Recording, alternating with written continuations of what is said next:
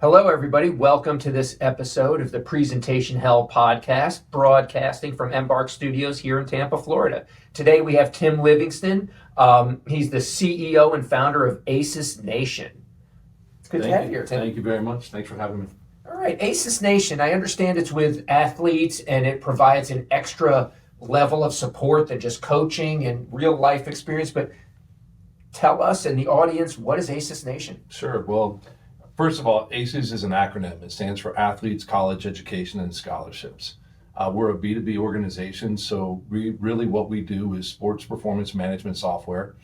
We work with youth sports organizations all over the United States in all different sports. We talk about sports management software, but the reality is the software and the things that we do within our software is really about how we do it. It's not what we do.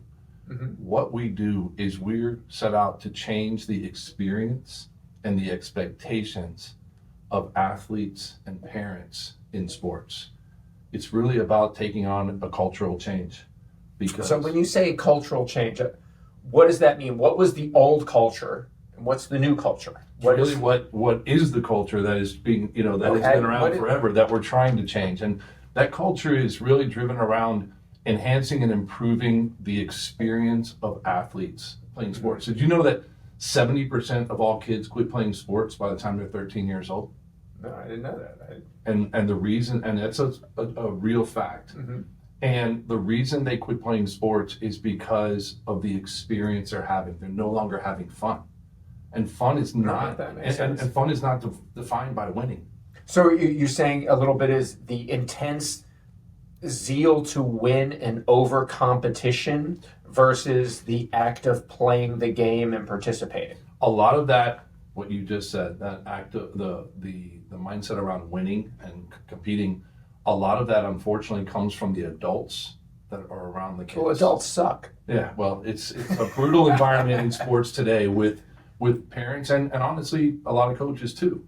And what we're trying to do in this realm is you improve the experience in three ways. Number one, athletes have to develop. If they're not developing, they're not able to compete. And if they can't compete, they can't contribute. And that's the key. They have to contribute. They have to develop, compete, and contribute. And if they do, they're going to enjoy their experience because they know they're part of something and they know they're progressing in something. The problem is that when they're not doing those three things, the adults around them expect them to be doing those things. And if they're not doing those things, ultimately, they get punished by it. They drop out. They don't want to be involved. It's no longer fun. That's right. They don't play. They're not getting any better. And if you're not getting better, then the parents get upset because the kid's not playing. And in today's world of travel sports, the amount of money that is being spent, understandably, a lot of parents want to see their kids getting better and playing because they're investing a heck of a lot into that experience. So what would you say? It sounds like there's a balance between, yes, there is a need for that. I guess we used to call it when I was in college and intramural sports, there was A team and B team. A team was blood and guts. We're there to win. You're not on the team if you're not winning and bringing it through. B team was get out there. Let's have a good time. We'll catch the ball. We're going to do this. We might win. We might not, but we're going to laugh and have some beers after. Is that like, are we at two stratuses of different levels of what youth sports really are? Is that what I'm hearing? That we are. We only have two categories. You have rec and you have competitive. There is nothing else. Rec usually stops at 13 because then the kids aren't good enough to keep playing or invest in it. Also, people care. Even the kids care at that point. I don't want Johnny on the team. He sucks. He's out picking dandelions. And you know what? And honestly, coaches and stuff are also their compensation or they're keeping their job in many cases is around winning. True. So they have to win. They're being paid to win. And so like 13 is the crux, that point that kind of it falls off, whether kids are playing for fun, doing what they're needing versus I need to win. I'm on my way to a scholarship, on my way to NCAA. I have dreams of Olympics, of this. That's the cutoff. That's correct. But only 7.7% of all high school athletes in America can play in college. Oh, yeah, yeah. And that's any level of college. I believe that. Junior college, NAIA, NCAA, Division I, Division II, Division III. And the vast majority of those will never receive a dime for athletics. I believe that, yeah. Well, it's in a way, it's like acting. If you look at a group of kids at an event and say, who wants to be an NBA player? They'll all be putting their hands in the air and want to be that. But there's only, 360 NBA players with 100 new ones every year out of 8 million kids wanting to be that. I've done that in almost every travel organization or something I've spoken to. I'll ask that question. Who all wants to play in college? Every kid's hand goes up. Yeah. Every single one. Almost every single time. But the truth is that they're not all going to play in college. And the reality is that most of them don't even really want to play in college. They wish they could play in college. Yeah. And there's a big difference between. Yeah, I've closed my eyes and dreamed of kicking yeah. a field goal and being, yeah, I'm that good, and woken up and go, yeah, it looks But good either from they're the not, good, audience. they're either not good enough or they don't want to put in what it requires to be there, to be able to have a chance to be that good. Well, that's part of a commitment that goes into it. So how does ACES Nation play into this? Is this about making the experience more complete, so 13 leads to 16 or 18, or is it what is it? How does it really affect, Great question. And that is the how, right? So we do it in two ways. Number one, we're about, as I mentioned before, they don't develop. And the reason they don't develop is because no one's focusing on the importance of athleticism. They want to, nowadays, unfortunately, so many people have to have private coaches. You got 10-year-olds that have private coaches. Pitching coach, hitting coach, shooting coach, golf coach, whatever it is, they got a coach. So they're developing the skill level, but they're not developing their athleticism. And at the end of the day, the ability to be a great player is limited by your ability to be a great athlete. And people can't afford or don't realize how important the athleticism component is. You can be a great athlete and compete even if you're less skilled. But if you're highly skilled and you can't keep up with the guy next to you, you're not big enough, fast enough, strong enough, it doesn't matter. If you do play, you'll be a role player at best in a unique position at a unique time, right? So what we do is our team is all former college athletes and coaches. Everybody in our company has to be, that's a background requirement.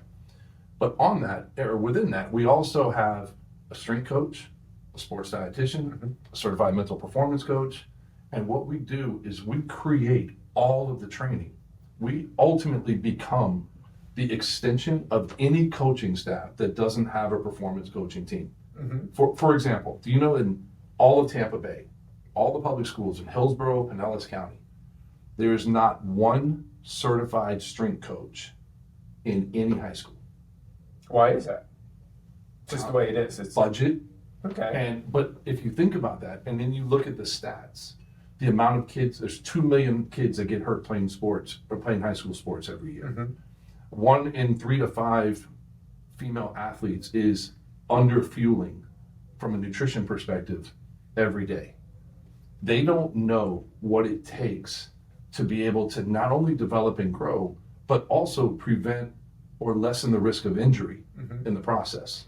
They don't understand how nutrition ties into your training and how sleep ties into your training and how your mental mindset ties into your overall performance.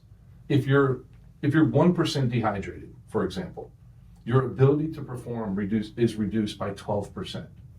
I'm going back up a 0.25%. There you go. So now you can perform at a higher level. That's what I'm doing right now. But at the end of the day, for example, let's just say that you're a wide receiver in a high school football team.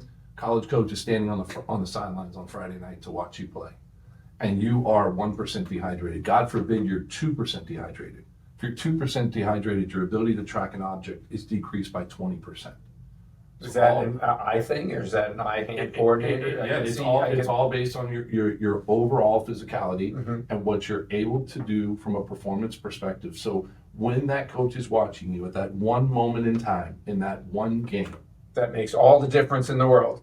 And you did not perform because you physically couldn't do it because you were dehydrated, but you had no clue. But your coach is screaming at you, Your parents are screaming at you. The fans are screaming at you for not performing, but you physically can't do it.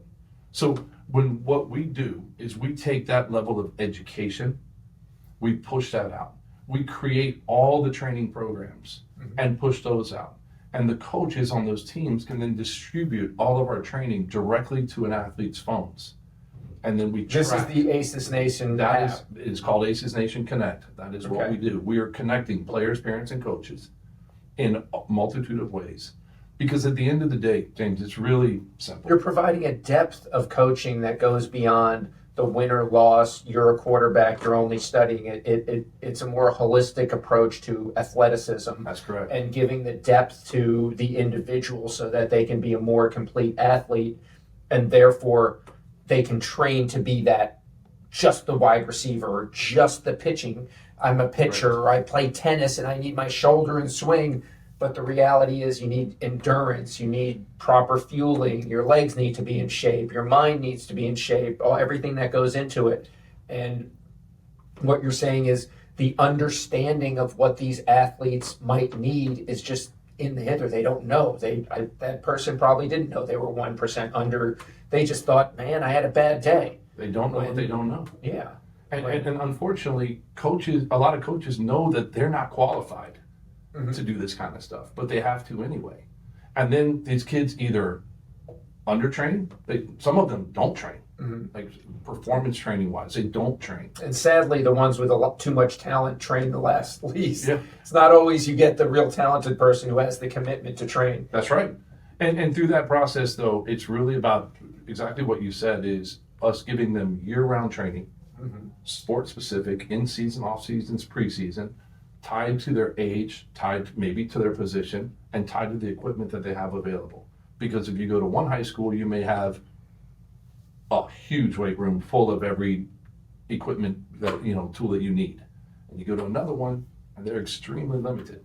So our whole focus is, how do we raise the floor? Yes, we want to raise the bar, but we want to raise the floor and give every kid equal opportunity to be the best version of themselves and to achieve their maximum athletic potential. It doesn't mean they're going to be a great athlete. Well, you make a good point there, and I think the analogy is great. It has more depth than a sound. You're not raising the bar, you're raising the floor. Raising the bar is what you're achieving for, what you're striving for, what you're looking for the best. Raising the floor is making a total better athlete that then can jump over that higher bar. It's not just putting the bar higher, it's making the person better so that is more attainable. It's about reaching the highest bar that they can reach. Because I might be able to reach a certain bar, but maybe you can reach one higher than me. I don't know. Look on the thing. So that might be the opposite, but still. at the end of the day, it really is it boils down, in my mind personally, it boils down to just three things. Number one, education. You have to educate people about, and you have to tell them the truth. Part of this education is telling people the truth. And when it comes to sports and kids' sports and parents, lots of times people don't want to hear the truth. Okay, what are the key things of the truth in education? Is it nutrition? Is it mindset? Is it sleep? Is it water? I'm sure it's all those things. It is all those things. It is all those things. They are not informed. They're just not. So without having good information, and part of this key aspect of information is the whole tie back to athleticism. Thank you. Is tie back to athleticism. You have to become the best athlete you can be. That is the foundation of your sport, and you being a great player in a sport, becoming the best athlete. People are focused on being the best player. Be the best athlete, and you can become the best player. It's kind of like I have this belief. People, it's my own personal thing. People say, "I want to be happy. I want to be happy. I want to be happy." I was like, "Well, what's happy?" It's like, you have to become content before you can allow yourself to be happy. And if you're not content with what's going on, you'll never get happy. What you're saying here is, if you don't become an all-around athlete, a strong athlete, you will never be that star in your area. You won't truly be able to excel in basketball, baseball, whatever your expertise is, if you don't have that proper foundation. The challenge is, and that's 100% correct, the challenge is that people have heard over time that oh, you can develop a skill, but you can't make somebody a better athlete.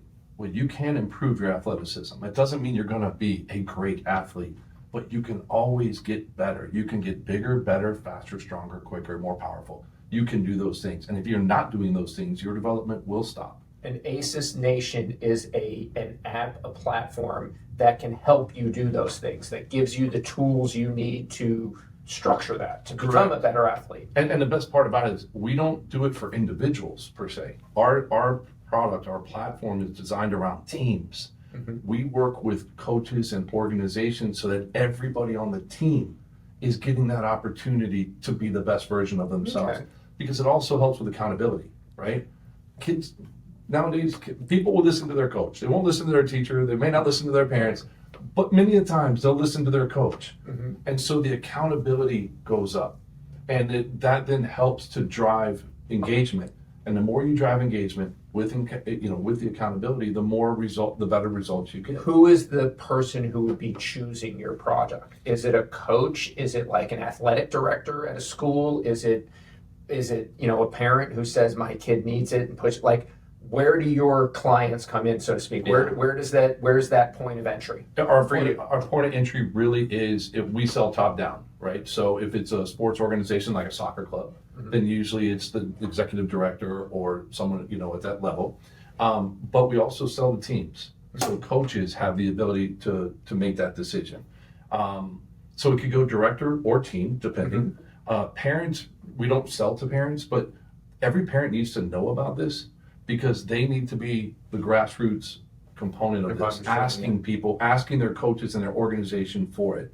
A minute ago I said there were three things, and the first one I said was now you're going to give us a fourth. Was education. Technically, maybe, but the second one, though, is you educate, you have to equip, and that's what we're talking about right now. I can't just tell you what to do if we don't then give you the tools to go and do it.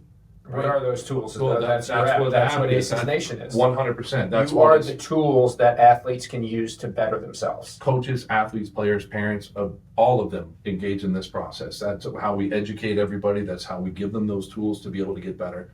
But the third part is empowerment, right? You empower them by giving them the tools and giving them the information, but on top of that, transparency. This is something that people do not have in sports. That's the fourth one he was talking about. No, this is third. This is transparency. Okay. Transparency is the educate, equip, and empower. The transparency is the empowerment part. How do I know about my expectations, or how do I know where I stand if I don't have any objective benchmarks? If I don't know where I am right now, objectively, and then compared to you or to her, how do I know? And then if I don't know where I am right now, and I don't know what measurements I need to hit where you should for my benchmarks, right? So it's about objective baselines, objective benchmarks, and then tracking the progression through the training to make sure you stay on the right path. It's like a roadmap. Do you track the data of all the users so that someone can go in and say, oh, I'm 15, I'm a soccer player, I'm 6 foot tall, 180 pounds, and I should be, eating 2,000 calories a day. I should be sleeping X amount. I should be getting out and moving at least 4 hours a day. Is this what we're talking about? To a certain extent, yes. So let's just say that I'm on a baseball team, right? So I'm on a travel baseball team. I can track, and my coaches can track in real time. So not only do we track every single exercise you do, so we track every bench press, back squat, whatever it might be, down to the day you did it, the sets, the reps, the weight, so on. But also we'll track, for example, your fastball velocity, your changeup, your curveball, your exit velo off your bat, your spin rate on your curveball. We'll track all those things, and then we show it to the athlete by comparison to the average of their team. If the team and the coach, you're using the team as the benchmark for everyone, so that people grow together, not. Correct. We do have other data. It's like, for example, in football, we'll take data from Rivals, which is one of the biggest, combine companies in the world. We'll take data of thousands of football players, break them down by position, break them down by grad year. So if you're a wide receiver, you can look in your grad year of 4,000 some odd football players and say, okay, here's the average for every wide receiver in the country. Here's the you're at standard deviation of top 25 percentile, and here's the top performer. Now, not only is it how you compare now to on your team, but it's also how you compare nationally. But it's a big deal. I mean, it is. Goes out to go into there. This episode of the Presentation Hell podcast has been brought to you by Presentation Hell, the book. Learn strategies to present better and make yourself tell better stories so that you convince people of what you believe. Welcome back to the second half of this Presentation Hell podcast. I'm here with Tim Livingston from ACES Nation, building better athletes in the world. Welcome back, Tim. Thank you. Nice to be here. To come back, I know you're developing athletes and helping them balance their whole structure, not just I'm out to win and be the specialist, but developing human beings into better athletes and better people in total. How did you get into this position? What brought you here? Where'd you grow up? Well, I was born here in Tampa, but I grew up in Memphis, Tennessee. I was a basketball player, and I was one of those guys who was a good skilled player. Mm-hmm. I was not a phenomenal athlete per se. I was on the court because of my skill, my height, my IQ, and my heart. Those are things that kept me out there. And so you had to overcompensate in some of those areas to make up for the lesser abilities that I had. But I think that, for me, my background prior to this was really around college recruiting, right? Okay. And my experience was my personal experience. I played on a junior Olympic basketball team out of Memphis. We were a really, really good team. Mm-hmm. A few guys on my team went to the NBA, and I just happened to be on that team and happened to play. Cool. So I got an opportunity to come to the University of South Florida to play basketball. Mm-hmm. USF is a great university here in the Tampa area, by the way. Yeah, and back in the day, though, we didn't have internet. We didn't have DVDs, so we were sending VHS tapes. And I'm aging myself right here, but it's just what it was. I know what they are. Yeah. So, sadly enough, I know what they are. Well, I had to send, you had to get it somehow. That's right? correct. I mean, hell, people don't even realize you had to go to the library to look up the address of the school to be able to then send that VHS tape. Mm-hmm. Bottom line is I got an opportunity after they watched my tape to come to South Florida. My recruiting experience was different than a lot of other people's because I wasn't highly recruited. Mm-hmm. But I got a chance to play Division I basketball. Then I got caught in the coaching change, was recruited under one coach, and next year that coach left, and it was a whole new ball game. And you realize real quick that when you go to college, to play sports in college, it is not like playing sports in high school. It is not going from grade 11 to 12 and 12 to 13. Mm-hmm. It's a whole nother world.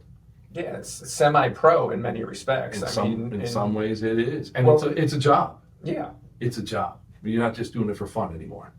And you're out there to win, and if you don't win, you're only as good as your last performance. That is absolutely correct. And same thing for the coaches, mm-hmm. right? So they don't care. They just they have to win. Their career's on the line. So for me, this experience and this opportunity that I had, my pathway to college through sports is really what established kind of who I am and how I got here. When I was a senior in college, I was a coach at Jesuit High School here in Tampa. I was a freshman coach and the assistant varsity coach. And then after that, I coached both my brothers and my brother-in-law, which is pretty cool. But then a few years later, I coached a couple of years as assistant coach at Tampa Catholic here in town. And I realized that there's just so much missing, and when I was in corporate America after college, got married and was in corporate America. In 2008, after the real estate crash throughout the country, I decided to go out on my own, and that's where I started doing college recruiting. And as you started down this pathway, you realized real quick it's a broken system. It's youth sports is so fragmented and broken, and so I set out to try to fix it. And that's kind of the path the company has evolved over 15 years, multiple times, but the mission has never changed. And so that's interesting. You said it's evolved over 15 years, yet your company is an app at this point. 15 years ago, there wasn't anything called an app. No. How did it start that way? Like, it seems like you worked a long time and recognized some holes in the system that you wanted to bring out and make better. But what moment was it that you like it hit you like a rock? This is where I'm going to spend the next 15 years, or what? Did you fall into it? Did you A little bit. Some of it, yes. Some of it, no. I started off as a recruiting service, and so I would work with individual athletes. What's in a recruiting service? I would work with individual athletes to help them get exposure to colleges Okay. and college coaches. My first two athletes were swimmers. I didn't know anything about swimming, but I knew these kids were marketable. One was from Jesuit, one was from Plant, and long story short, one went to Purdue, one to Clemson. They both swam in the 2012 Olympic trials, but yet they didn't get recruited for college. So it didn't make any sense, right? And so that's when you start to realize there's really a broken system out there. So through that, I got to a point after a few years where I said, one, this is not scalable as a business, and two, I shouldn't be necessary. Why should they need me? They have coaches, they have teams they play for. They shouldn't need a third party to do this. So that's when I began the process of seeking out technology and platforms to be able to create enterprise opportunities and put them in a B2B environment so that the coaches had the tools to help their kids instead of them having to hire somebody else to come do it for them. And that's that process evolved in around 2013. I started to then look at, what do people need? It's not, if you want to get recruited, you got to be marketable, right? So if you're going to be marketed, how do you become marketable? And what does marketable look like? Everybody wants to be recruited, like we were talking about earlier. Yeah. Everybody wants to play in college, right? Yeah, everyone wants to come out and say, Tim, I've been looking for you all day. Right. I need you to eat lunch with me, But let if you're- alone play basketball. But if you're not marketable, you can't be marketed. That's If true. you're not good, you're not good. And that's just the truth. But yet everybody wants to be good, thinks that they're good, thinks they should be good, thinks they should be considered good, but you have to get good. So then I started down this pathway of, well, what is the foundation of getting better? And from 2013, and what do people need? How can I help people? It's got away from recruiting to The how can I basic help theme people? that you're hearing here works for everything. It works for your family life. It works for your company. It also works for athletes. I just want to throw that in there. And so think of the depth that you're hearing. Continue on, Tim. Absolutely. So, what do people need? How can I deliver it to them? And how can I make it available to people that can't afford the things that other people can afford? How do we raise the floor in all these realms, right? And so through that process, continued on, and then we were on a run. And at the time, I was by myself, by the way. And then 2020, I hired Tiana, our VP of Ops and Sports. So you Performance. went, and this is an important part for startups and conviction and perseverance and all that stuff. You went more than 10 years before you had anyone else on your team. Is that what I heard right there? That is correct. And that's huge. And then I hired Tiana, and the next day COVID hit. Well, actually, the day I hired her, COVID hit. Friday the 13th of November of March. Well, January 13th was the first day that it was actually announced in the Recognized, United yes. States. Yeah. And that's the day she started. For me, it was Friday the 13th of March. Everyone went home from the office and never came back. Yeah. Well, the challenge with all that is that whoever thought that youth sports would stop, Yeah. right? And we get paid by sports organizations based on the registrations. So that was a problem. Dissipated. Everyone was at home. That's there was right. There was no nothing. So that became our opportunity for the software. We went out and got commercial software products. Tiana started writing programs because she had been a Division I strength coach, and she was also an All-American athlete at Boston College. So she started writing all the programs. Okay, I just want to say, she was a strength coach, All-American athlete, and she started writing code. She didn't write code. She didn't write code. When I say our products, we didn't have to write the code. We took a commercial skeletal product. She wrote all the training programs. I see. Okay. I was mistaken what you were saying. I thought you were like, I was about to say, you just got a new expertise. Yeah, I wish. But what we did was she wrote them all, and then I started contacting clubs around the country and said, hey, you need the opportunity to stay connected to your players, and your kids need something to do so they can continue to get better during this time, because we didn't know when it was going to end. Yeah. And so in about 6 weeks, 4 weeks, 6 weeks, we had 1,800 kids training on our platform. Wow. And then that is when I knew that training was the direction we needed to go. So let's lead that into where we are right here.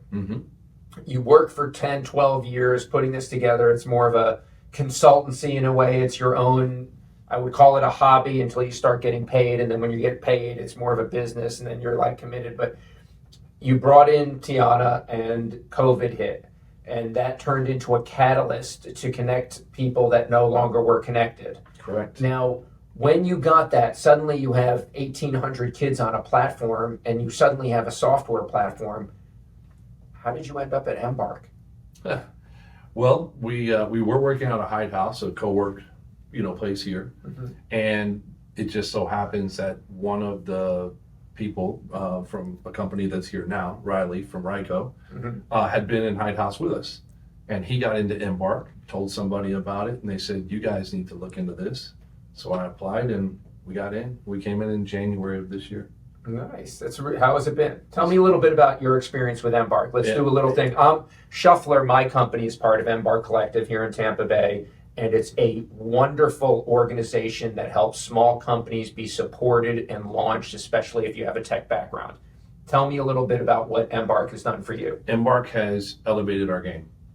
Embark has turned us from a sports company to a tech company.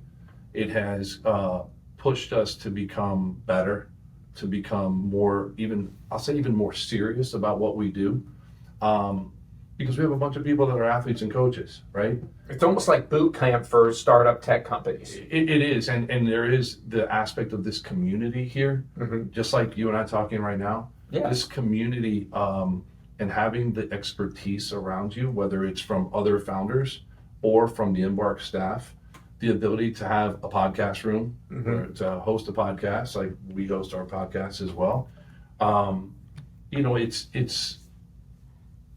It gives us resources. And I think that access to resources when you're trying to make big business decisions is super important. You got to have people that are in the grind with you. To bounce off, to understand the desperation you're in, to recognize the successes, to know that you're not alone. Someone else has had the same problem, and say, listen, don't lose sleep over it. It's gonna, you know what I mean? And it's gonna work out tomorrow.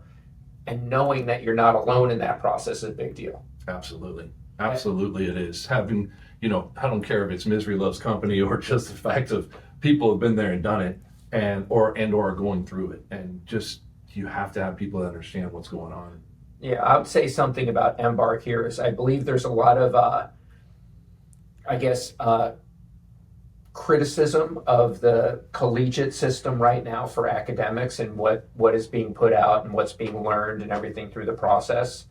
And I find that Embark provides a level of knowledge and expertise and understanding that goes well and beyond that collegiate education. It puts you in the real business mind with all the knowledge behind it. And quite frankly, I think companies and people coming through this organization will have a much better depth of understanding of life, business, how to balance things, how to put it together to make it work, because we can't forget that money does grease the machine. And if you don't have a value equation that feeds it, you can't keep doing this. Like, quite frankly, I would guess you couldn't have done it for 12 years if you didn't have paying clients along the way that helped pay your rent and bills and everything. Oh, yeah, 100%. And that's critical to be able to pursue your dream, pursue the real value, pursue the actual, who you are, what your purpose is in life. This is your purpose that you're putting out there.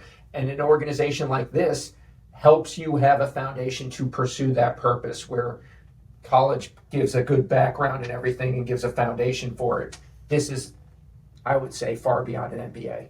Oh, 100%. And anytime people say it all the time, oh, you own your own business. Well, yeah, you own your own business, but it's not all what it's cracked up to be, Oh, you live it, you breathe it, you suffer with it, and as you grow and you had employees, and they're responsible to you.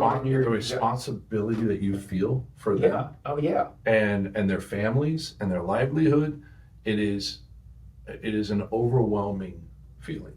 And it's great when it's all good. When everything's good and everything's great, that's great. It's great. Your integrity and conviction gets played when there's not enough money to make payroll. Yeah.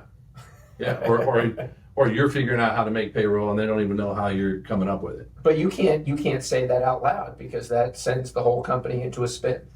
And you try to be as open and transparent as you can, Mm-hmm. but it's a challenge. It's a real balance. It's a balance, and you want to be honest. You want to be open. And you understand that everyone's future depends on it. That Correct. Your employees' children getting Nikes and going to the soccer camp this summer makes a difference. That's and right. play from it, and that weight is all there. That's So Embark helps people understand the things that it takes to make a business from nothing to something. And there's a lot of pain in it. It's like a roller coaster a little bit. One day you're like, wow, I did it. The next day you're like, how did I get in this mess? Well, that's right. And then the decisions of pivoting. Mm-hmm. Sometimes you just have to pivot, and you have to do it on a dime. And when you're by yourself, it's a lot easier to pivot. Make a decision in the closet and say, okay, here we go. I'm going to do this today. But it's hard to pivot when you have other people and you've taken them down one path, and then you have to try to turn around and go down another path. Big time, because they think, what, were you wrong before? Right. Well, all of us are just human. We do the best we can with what we've got today and push it out the door. And things change. And that's part of being an entrepreneur. I think a lot of people think the word entrepreneur was something great, fine. I put up some videos on YouTube and I'm an entrepreneur. An entrepreneur creates something that grows well beyond that one human being. It continues and ends up feeding dozens, if not hundreds, if not thousands of families, and creates culture and values and everything that goes into it. And it's not just a job. And I'm just saying this out loud because Embark Collective gives a base and understanding and a rounded education that way that I don't think many places really understand.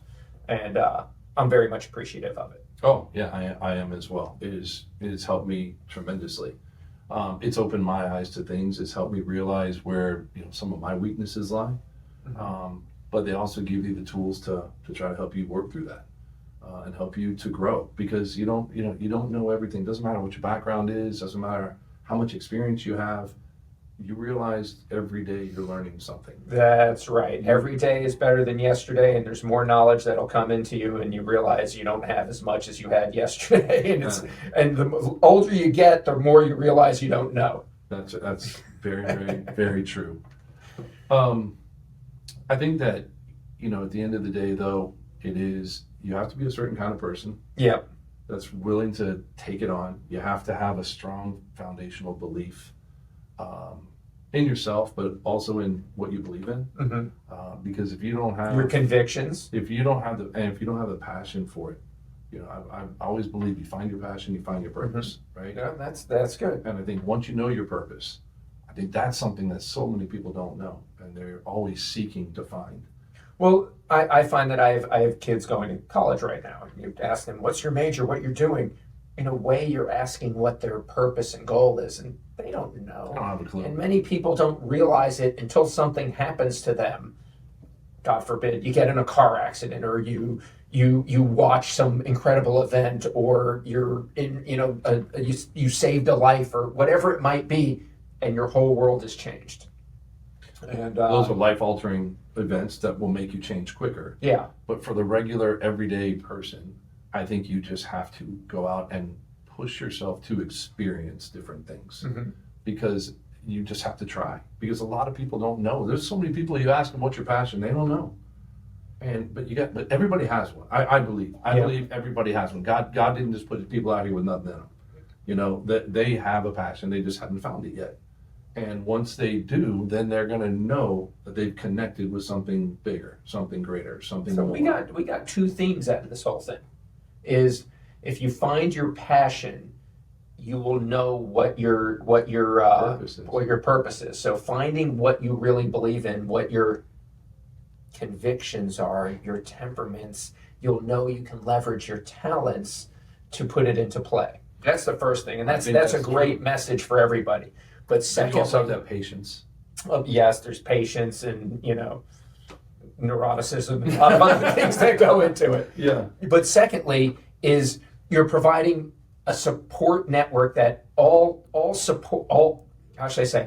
all sports require a certain level of athleticism, and there's a certain disconnect between I need to be number one and I want to be a good contributing athlete here. And ACES Nation is that platform that helps elevate the platform of any kid playing sports that might not be a star pitcher in Major League Baseball, but they might have a good time and play for the rest of their life if you develop the athleticism. And I'll just give you the little ad. ACES Nation is the tech platform that helps coaches and athletic departments fully round out their athletes, their children, their kids playing on the team. Is that pretty much it? That is true. And I think that the other thing I will throw into that mix is, number one, we believe that, sports is a microcosm of life.